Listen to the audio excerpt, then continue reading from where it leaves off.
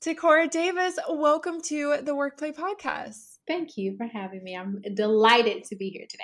We're going to be diving into exactly how you use the workplay method and how you take advantage of the process. I want you to tell listeners what your business is and how long you've been in business, just so we can get a nice, clear foundation.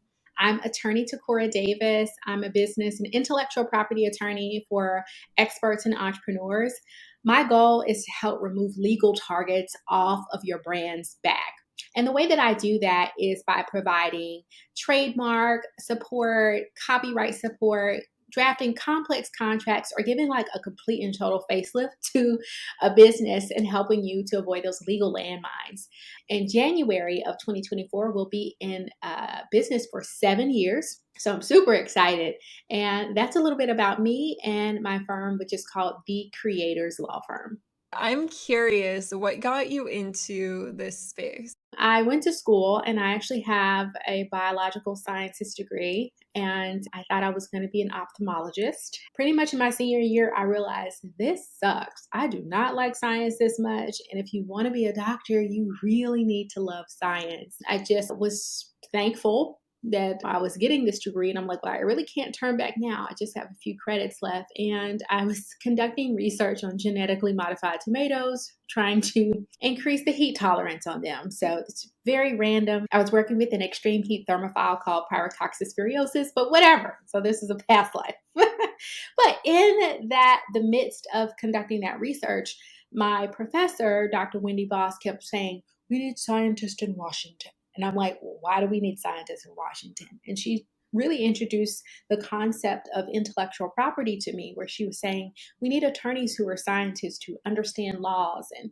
maybe staffing congressmen on the Science and Technology Committee. I actually had always said I wanted to be a lawyer ever since I was a little girl. And I just thought, I didn't even know lawyers could have different degrees outside of like political science or history or whatever. And so that reignited that passion. And I actually did end up going and working in DC for a member of Congress for a year. I thought, yeah, I definitely want to go to law school. I applied, got into law school, and my goal was to actually be a patent attorney. I was introduced to trademarks and copyrights while in law school, and I immediately fell in love. I ended up, after graduating, working as an intellectual property analyst, merged my background of science and law at a healthcare and tech startup. And I was doing a lot of research. Basically, people would submit their ideas, and I would be like the first line of defense, and I would determine whether or not that idea was patentable. But, took a couple years doing that. And then I ended up working for another lawyer. And I thought, this is my dream job. I'm going to work for this entertainment attorney. It's going to be amazing. It's fantastic. I was actually pregnant with my first child, and it was a total nightmare. It was a hot mess express. He was yelling at me every day. He was cussing me out. He ended up firing me. He told me I should work on my body. And no, he said, focus on healing your body. Get over your pregnancy brain. That's exactly what he said to me. I told you he was Oh my God. terrible. And I ended up basically trying to apply for a bunch of jobs. Nobody would hire me. I'm like, God, hello, help you girl out down here. And I realized the work environment that I was searching for, I needed to create. And so I ended up starting my firm about 6 months after being let go. So that's how I ended up doing this. Started with not a lot of money in my bedroom closet, a wing and a prayer. It's amazing because about 6 days after I started the firm, I got this random phone call from VH1, and they're like, hey, we need an attorney to come on this reality TV show called Black Ink Crew. And I'm like, pick me. Yes. Oh I'll my be God. It was crazy. And so just from me stepping out on faith, having huge, I had to have faith to make it happen. And this opportunity just met me because I was in a position. So it's a wild and crazy story of how I got to this point, but that's a little bit of the beginning of the Creators Law Firm. And did that VH1 opportunity propel your business, or was it more of like, oh, wow, I am legit, and then you went off? How did the business grow from there? So the VH1 opportunity, I was just hitting the scene. And so this was in 2017, and not a lot of people knew about me, but I think the fact that the VH1 opportunity came, and then the show debuted 4 or 5 months after opening, people were like, whoa, okay, she is legit. That opened up the door. I would say maybe a year after that, Facebook reached out and they did this mini documentary on my firm, random. And I got to speak on Facebook's panel. It's called Community Boost. They were like, oh, we see how you're using social media, because I had this big Facebook group. And they said, we want to talk about your firm and how you do that. And so that opportunity came. All this organic stuff just started to happen because I was just working really hard. I had my head down and I was really trying to learn my craft. And it was just one thing on top of the next, on top of the next. It's interesting how you talk about almost like the typical lawyer experience of going, working for someone after graduating. I feel like there's this huge shift with being a lawyer nowadays. Like before, it seemed like that was the typical path where you go to school, then you spend your days, I don't know, from like the outside looking in a courtroom, office building, whatever. Now it feels like lawyers have almost become online business owners in a sense. Like I'm seeing a lot of lawyers pop up independently. What's going on here? Like, why do you think that shift is happening? One, you're absolutely right with your observation. What's happening is our industry is changing because they drill into your head in law school that you have to go and work for someone else. You've got to basically have these golden handcuffs on you where you work for a large firm. They're going to work you 14 hours a day. That's going to be your life. They're going to pay you a lot of money or maybe not a lot of money. And you just have to choose that path. People have either went down that path and they realized it's not worth it, or some people like me, I was trying to get a job and it just didn't work out for me, which is fine. I'm so thankful that it didn't work out. But I think people are realizing now that I don't have to do what everybody else does. Further, people are discovering that they can get into some of the practice areas like immigration law or estate planning or trademark law, and they don't have to go to a courtroom every day. So you can dress how you want to dress. You can talk and serve clients all across the country, all across the world, and you don't have to be the traditional attorney. And that was my discovery. The tough part, though, and a lot of people don't realize this, and it's probably going to knock your socks off when I say it, the average attorney who has a singular, like a solo practice, their salary is around $50,000 a year. And so what's happening is these attorneys are coming out and they're starting their businesses, but law school doesn't teach you how to run a business, which is the lovely part about Workplace. We can start leveraging some of these online tools to help us learn, like, how do I reach my audience? How do I reach my ideal client? What the heck is an ideal client? Most of us don't know that. We are just very skilled at the idea and the practice of law, but not the practice of business. And I'm curious, what is your ideal client? Because you could go a lot of different directions, it seems like, with trademarking, because every business needs trademarking and copyrights. Right. Do you hone in on a specific client yourself? I feel like every year, and I would get so frustrated. I'm like, my ideal client is changing every year. And it was like, that's a good thing. You're evolving. So for me, now my ideal client generally is a woman owned business making multiple six, generally seven figures. And she may be in the realm of an online coach or having some sort of online platform.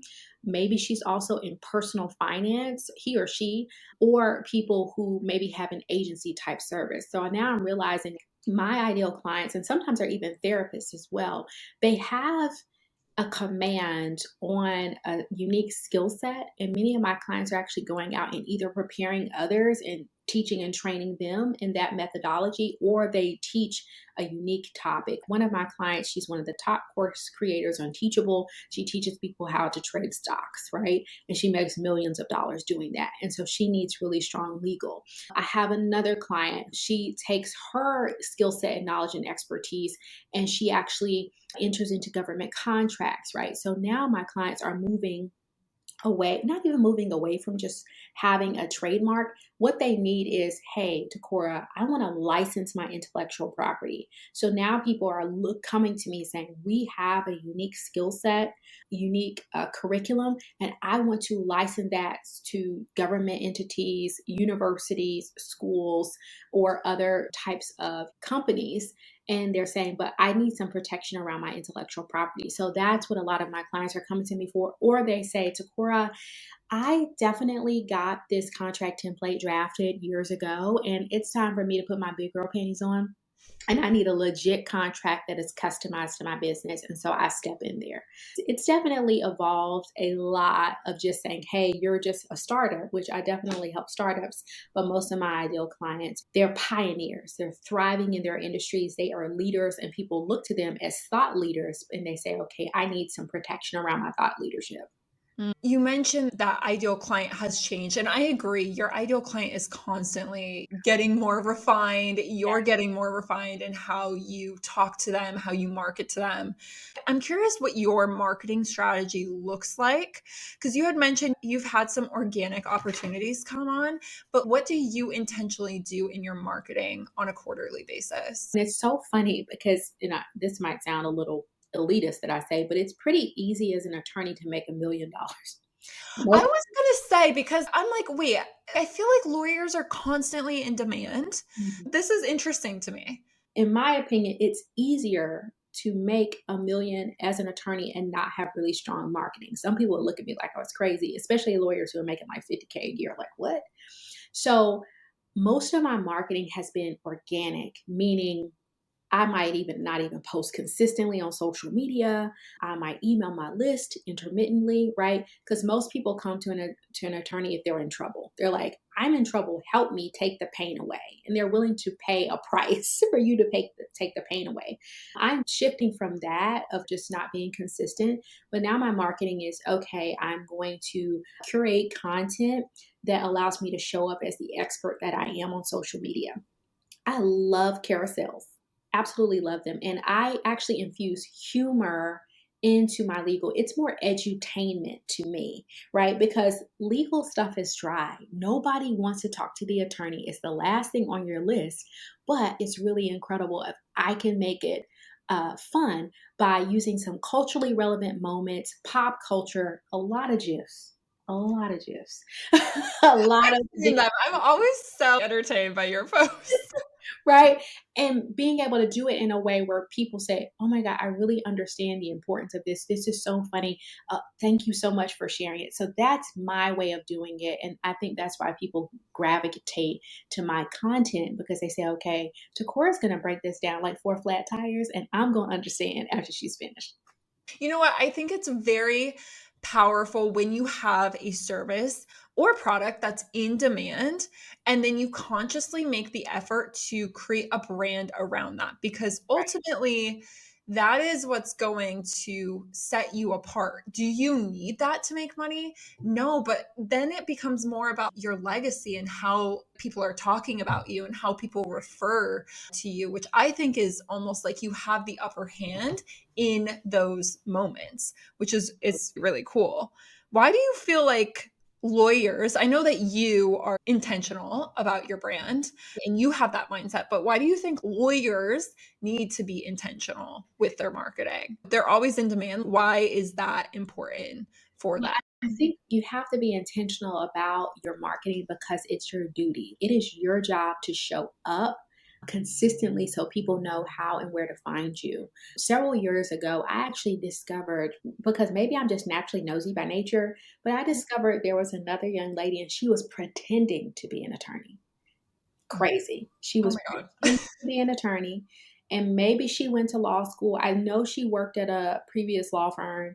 I don't know if she like went to law school and didn't graduate. Didn't quite figure that part out. But anyway, she was pretending to be a trademark attorney and she was specifically targeting African American women business owners. She was taking their money and she was actually not filing their trademarks. And so people don't even realize or understand the trademark process. Naturally, people automatically trust lawyers. They either automatically hate lawyers or they automatically trust them, right? It's one or the other. And so a lot of people just trusted her blindly, but she showed up consistently. She was so bold in her marketing. It was almost like she was hiding in plain sight. By way of just me being naturally curious, she actually, one of my clients had went to her after going to me, and then the client circled back. And so I began to do some digging, and then I discovered this person is not behaving and acting like an attorney. I ended up having to release a public statement about it. I did not want to do that. Like I don't want to hurt anybody, but I also felt, wow, the public needs to be aware. I say that we have a duty to show up because sometimes other people who don't have true and honorable intentions will. There are a lot of people who will promote one thing, do something else. They don't have a pure heart. And now you have people who are innocent, they'll fall victim to that, mainly because they didn't even know that you were there. So for me, it is people need to know that I'm here as a strong solution, that I can solve problems, that I'm going to operate in integrity, that I'm going to make sure that I steward you well. It's an ethical thing for me that I have a duty to show up for my audience. Other attorneys, they overthink because that's their superpower, but it's also their kryptonite. So you're overthinking showing up because you don't know if someone's going to like your content. And so now you don't even think, oh, I can't make a decision, so I won't make any decision. And that's not good. You need to at least try and get things out. For me, it's also about putting the marketing out there so I can collect data. I like to make data driven decisions, and that drives the content that I put out. And with that marketing philosophy, where do the visuals come into play there? Why is that important to add the visual element to this showing up consistently, to this putting information out there? You have to stop the scroll. Like the visuals help stop the scroll. It's not that I'm competing with other attorneys. I'm competing with the person who made the pie for Christmas. I'm competing with the person who just did the viral TikTok dance, right? I have to stop the scroll with my content. And so really other attorneys aren't even my competition, so to speak. I'm like, I have to produce something or have a visual tied to the content that makes someone stop and say, whoa, who is this? What is she talking about? I want to learn more. A lot of people don't think about that when it comes to content creation. Honey, you are competing with somebody who is living your best life, or the vacation photos, and or the beach here in Belize or something like that. And so for me, the visuals are an important component of the overall content strategy for that reason. Oh, that is so smart. I mean, I know that you're smart, but that is like I don't think I've ever heard it talked about in that way where it's not even your industry. No. It's the next person that's under your post or above your post. Right. So smart. You've done one shoot with workplay branding. You're going into your quarter two of content. How are you thinking about your shoots going forward in order to stop the scroll? Oh man. Okay. So I think the first one was like a great trial run. People are loving the photos, by the way. They're like, oh, okay, girl, I see the suit. Let's go. So now I'm like, oh, wow. I am taking the time now to say, okay, what's the next? What's the campaign? And your method is amazing because it pulls that out. But sometimes it's almost like you got to dip your toe in the water, see what it's like the first time. And now the next time I'm like, oh, okay, great. I have a great idea. And so for me, it is, what are you launching? How are you going to use that and leverage Workplay to support the launch? How are you also going to make sure that you capital? Like it's a full day. Like when you guys come, it's like I'm working. Like I'm like I have to take an Epsom salt bath after I'm done because I am posing, like I'm doing all sorts of stuff, feeling like America's Next Top Model or America's Next Top Lawyer. So I have to do all this stuff. So for me, it's okay. What are the things that you want to accomplish quarterly? How does work play? And I've even leveraged like the copywriting service. How is that all going to come together to help you be successful? It's what's really important that I understand, this is not a unilateral thing where everything is on Workplay. You have to come to the table having ideas. And so I share my ideas with you all, and then together our powers combine Captain Planet, right? Like we are able to work together. It would be a huge mistake if people just put the onus and everything onto Workplay without coming to the table and saying, here are my ideas. Here's what I have in mind. Here's how I want to be successful. Here's my vision. And then you guys take that vision and make like magic out of it. You said it really well. It would be a disservice if we told you what to do and how to do it, Yeah. because your visuals are so tightly combined with who you are and what you want to put out there. And that's where the authenticity comes from. Yeah. And then we help you execute that. I'm curious what your self care routine is after your shoots. Well, okay. So self-care after the shoot. First of all, I'm like, I try not to schedule a lot of things like in the morning after. And it would be great if you could even take like a full day off to almost like decompress and then to even think about, okay, what did we do? How are these images going to tie into everything? For me, also knowing what's happening next, making sure, okay, do you have certain things calendared?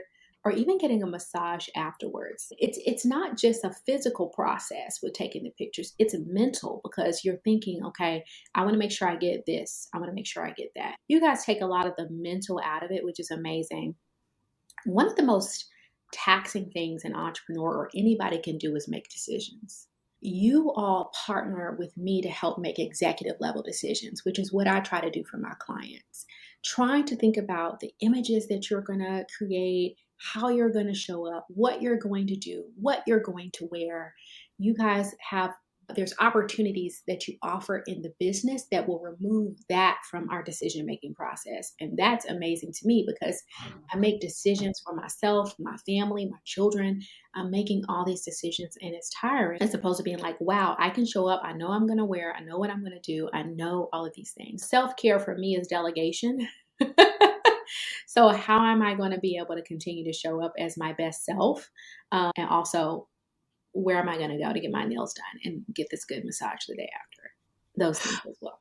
I don't think people realize how, yes, visuals are so important, but you do have to come very present. You do have to come with you do have to be very clear on the direction that you're going with the visuals, because as an online business owner or business owner in general, when you go through the workplace process, typically you're the face, which means you have to be the model. That's just the nature of it. Yes, we do our best to coach you through it, plan ahead, have our content creators give you a lot of good direction. But at the end of the day, if you don't come with the energy that you're wanting to portray in front of the camera can't capture something that's not there.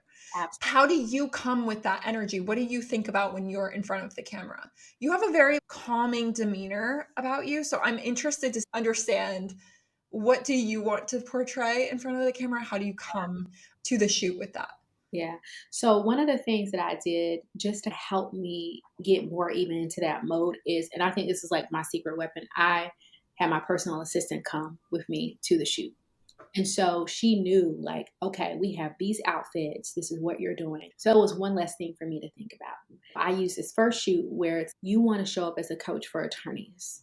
Like, how are you actually showing these attorneys that they can work from anywhere, that you can take naps in the middle of the day, you can play with your dog, you can bake cookies with your kids. So I was really in the mindset of trying to communicate visually the outcome that people desire and want. And it's funny because even having my personal assistant there to support, that is something that my business allows me to afford because I have someone who's coming to take care of me. And so a lot of people don't have that or they don't even consider that when they work from home, or especially women in business. You're thinking you have to do everything. And I'm like, no, ma'am, no, Sam. That's just not my testimony. I'm not doing that. So I visually showed up, not pretending to be somebody that I'm not. I was really embodying who I am, which is, let me be able to live my life by my own design. I have a firm. Maybe it's not bringing in $30 million a year like another firm, but it doesn't matter. It gives me the lifestyle that I desire. It gives me the flexibility that I desire. I pick my kids up every day. I help them with their homework. I assumed, being an attorney, that I was not going to be present for my children because that's the lifestyle that they paint. And I just realized I get to have the life that I want. And entrepreneurship is the blessing that affords me with a pathway for that life. And so I just showed up as who I am. I think my heart also shows through with the photos as well. Mm. It's like let down like this need to perform, to be Right. someone that you saw on Instagram. Just Yeah. be who you are, show up in front of the camera. I do think that sometimes people get into their head because it's like lights, camera, action. And it's like, what do I do? It's like, Right. just be yourself, just come with that energy. Be a good listener. Stop trying to be in control. You're not in control of the camera, right? Sophie was my photographer. I'm like, okay, I'm listening to what Sophie's saying. Drop your arm, do this, do that, and really be connected with your body. I think also it can be difficult. I've gained weight since I've been an entrepreneur. I had a baby. In my head, sometimes I'm like, oh yeah, I don't look like that anymore. But it's okay. Let me just be comfortable with where I am. Let me wear things that make me comfortable on camera so that I'm not always pulling and tugging at my clothes and things like that. Let me just be comfortable. And so that also helps me a lot saying, okay, these images you need to be able to use and leverage for a long time coming. And that's going to assist you with promoting your cause and allowing you to show up in greater confidence and more consistently without you having to actually physically log on, turn the camera on, and go live every day. The images are allowing me to show up consistently on my timeline without me having to actually physically be present to do so, which I'm very thankful. So you had mentioned before that your first shoot was almost like a way to feel it out, right? And Yeah. I do think a lot of people use that first shoot for that way. A lot of times the first shoot is let me just get new images for my website, for my social. Yeah. Let me just get base images. That's the traditional model, right? You go in, you hire a photographer, they get these base images for you. But when you're in the workplay method, now you have 3 more content shoots. They come pretty fast. I mean, it's on a quarterly basis. Right. So, how are you going into your next one? What is your planning process going to look like based off of your marketing that you have coming up? I know that you had mentioned you have a few launches coming up. So, how are you thinking about that next shoot? So my next shoot, I'm going to use that to center around the launch of my contract template shop. And so I'm taking a step back and saying, how I always ask myself, like, what is the intention behind anything that I do? The intentionality behind it is to be able to serve individuals who are not able to work with me one on one. How can I go from one to one to one to many? How can I serve anybody who's just trying to start up? How can I do all of that? And so I'm saying, okay, that's the intention. Also, I like to define success. What would make this successful? Okay, it would make it successful if you have these images. It would make it successful if you have this copy. I like to go into anything that I do and define success in the beginning. And once I've defined success, then I then turn around and say, well, what do you have to do to make this actually happen? And so I create a task list that goes along with that. And so for me, that's how I'm moving into it. I'm defining success, and then I'm looking at the different moving pieces and parts that I need to accomplish or delegate that's going to help me achieve success with a timeline attached to it. I'm doing all of that in anticipation of the next shoot and what I need to happen next so that I can be available. The other thing, even down to not just the content, but what's going to make you feel comfortable showing up? Okay, when do you need to schedule nails and hair, right? When do you need to make sure that the puppy is in doggy daycare? Who do you need to make sure is also available to support you and makeup and hair and all this type of stuff? And so that I, again, don't have to worry about those things that would make me not feel as confident. So, what's going to contribute to my confidence? But I think one of the most important things that anybody can do is to define success ahead of time and then hack your life around it so you can actually be successful. Are you a systems person? I love systems. Oh yeah, I can tell. I'm like, because I'm a systems person and I'm like, oh, timeline, tasks based off of a project that we're doing. I'm I like, probably need to come in and do like a work play like guest thing where I'm like, here's how I plan for success for my photo shoot. I even have a checklist, like a shoot checklist where I'm like, I want to, and you guys already did that, but I was like, oh, I want to make sure that we get this photo, right? Little things like that because I know how I want to use the photos. well, yes, there's so many. I think when you're not intentional, when you're doing creative for your marketing, for your business, if you yourself, as the creative director of your business, as the model in the shot, like you're wearing a lot of hats here. Right? If you're not intentional with like your must haves, then you might go through the full thing and it might not even be your content creator's fault. It might just be the fact that you forgot to do like one photo of you looking up to the side, And I think when you're working with a creative team, you have to bring a certain level of, I know I want this, because your creative team Yes. can't read your mind. Like I think that's specific with creative. It's if you're working with a website designer, if you're working with a photographer, videographer, like they can't read your mind. Yeah. They can only create from what information you've given them. Not only that, like the decided do. Like you have to be decisive. You have to know what you want. And a lot of times entrepreneurs, they have the idea, they get really excited about it, and then they tell you about it, and then they begin to backtrack. Well, I don't know. Should I do this? Should I not? You have to just say, this is the vision. I'm going to commit to it. I'm going to stick with it, and I'm going to execute.